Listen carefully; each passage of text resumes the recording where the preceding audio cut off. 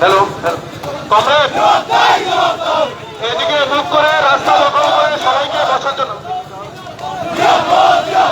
এদিকে মুখ করে গান্ধী মূর্তির দিকে মুখ করে রাস্তা দখল করে সবাইকে রাস্তায় পতাকা হাতে নিয়ে বসার জন্য অনুরোধ করছে। পতাকা হাতে নিয়ে রাস্তা দখল করে বসেন কমরেড। কমরেড রাস্তা দখল করে পতাকা হাতে নিয়ে বসেন, পতাকা হাতে নিয়ে রাস্তা দখল করে বসেন। আমাদের সভা খুবই সংক্ষিপ্ত সভা আমরা করব।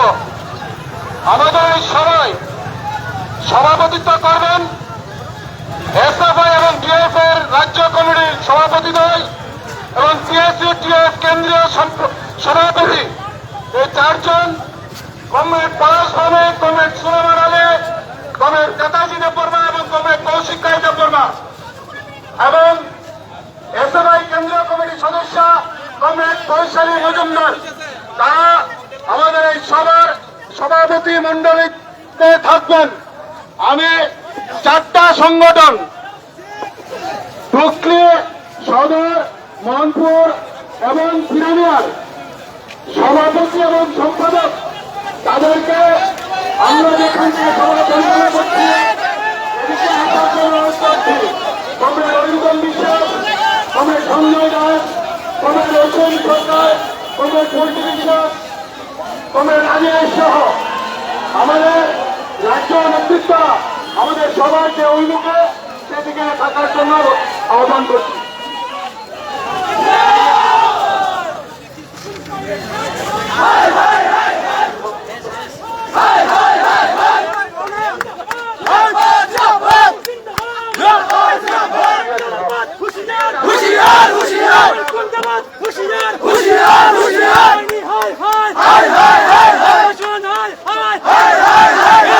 জিন্দাবাদ পুলিশ অফিসার হাই হাই পুলিশের প্রশাসন হাই হাই মারবে যত পারবে তত পুলিশ প্রশাসন হাই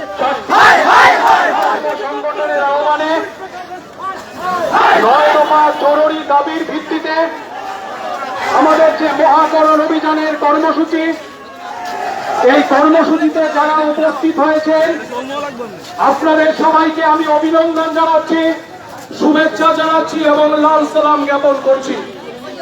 বন্ধুগণ, আজকে আগরতলা এবং আশপাশ এলাকার ছাত্র যুবরা আগরতলা রাজপথ দখল করেছেন। এই রাজপথ হচ্ছে আমাদের আমরা যারা গত 4.5 বছর ধরে আমাদের রাজ্যের শাসক দলের প্রধান্যতায় ছাত্রের শিক্ষার অধিকার, বেকার ছেলে মেয়েদের কর্মসংস্থানের অধিকার, মানুষের রুজি জীবন জীবিকা সমস্ত কিছু আক্রান্ত, সেই আক্রান্ত মানুষ আজকে আগরতলা রাজপথ দখল করেছে। ইতিহাস জানে, মানুষ যখন রাজপথ দখল করে সেই মানুষ নতুন ইতিহাস রচনা করে। আগামী দিনেই আমরা সেই ইতিহাস রচনা করব। বন্ধুগণ, আপনারা জানেন যে 9 দফা দাবির ভিত্তিতে আমরা আন্দোলনের কর্মসূচি গ্রহণ করেছিলাম। এই আন্দোলনের কর্মসূচি নতুন কোনো দাবি নিয়ে নয়। গত 4.5 বছর ধরেই আমরা লক্ষ্য করছি আমাদের ছাত্র যুবদের ভবিষ্যৎ, তাদের শিক্ষার অধিকার, কাজের অধিকার, এই সমস্ত কিছুকে কেড়ে নেওয়া হয়েছে। 2018 সালের বিধানসভা নির্বাচনের আগে এই বিজেপি দলের নেতারা আমাদের রাজ্যের ছাত্র যুবদের সামনে প্রতিশ্রুতি দিয়েছিল ঘরে ঘরে রোজগারের ব্যবস্থা হবে, ঘরে ঘরে রোজগারের ব্যবস্থা হবে। প্রথম বছরেই 50,000 বেকার ছেলে মেয়ের কর্মসংস্থানের ব্যবস্থা হবে। ছাত্র যুবরা আজকে গত 4.5 বছর ধরে ওই বিজেপি আইপিএফটির জোট সরকারের যারা আক্রান্ত হয়েছেন, প্রতারিত হয়েছেন, বিশ্বাসঘাতকতা করা হয়েছে তাদের সাথে, তার জবাব চাইবার জন্যই আজকে আমরা এখানে সমবেত হয়েছি। আমাদের বক্তব্য রাজ্যের মুখ্যমন্ত্রীর কাছে তুলে ধরার জন্য। আমরা গুন্ডামি মস্তানি করবার জন্য এখানে আসিনি, পুলিশ পাঠানোর জন্য আমরা এখানে আসিনি। আমরা এসেছি আমাদের ন্যায্য দাবি সরকারের কাছে নিয়ে যাওয়ার জন্য।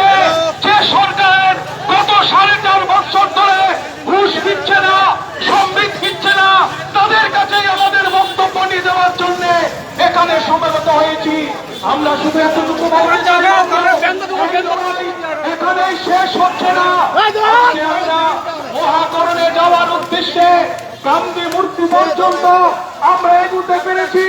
অপেক্ষা করুন, আর কিছুদিনের মধ্যেই এ রাজ্যের ছাত্র যুবরা মহাকরণের অভ্যন্তরে ঢুকেই আমরা প্রশাসনের নজরে আমরা তুলে দেব। তার জন্য ঘরে ঘরে আমরা প্রস্তুতি গ্রহণ করছি। আমরা এই এলাকার ছাত্র যুবদের এই কর্মসূচিতে যারা উপস্থিত হয়েছে আপনাদের কাছে আহ্বান করব, কেউ কোন ধরনের প্ররোচনাতে আপনারা এই প্ররোচনার ফাঁদে পা দেবেন না। আপনারা শান্তভাবে এখানে বসে আমাদের নেতৃত্বদের বক্তব্য শুনুন এবং অল্প সময়ের মধ্যেই আমরা আমাদের এই সবার কাজ শেষ করব। এখন আপনাদের সামনে বক্তব্য রাখবেন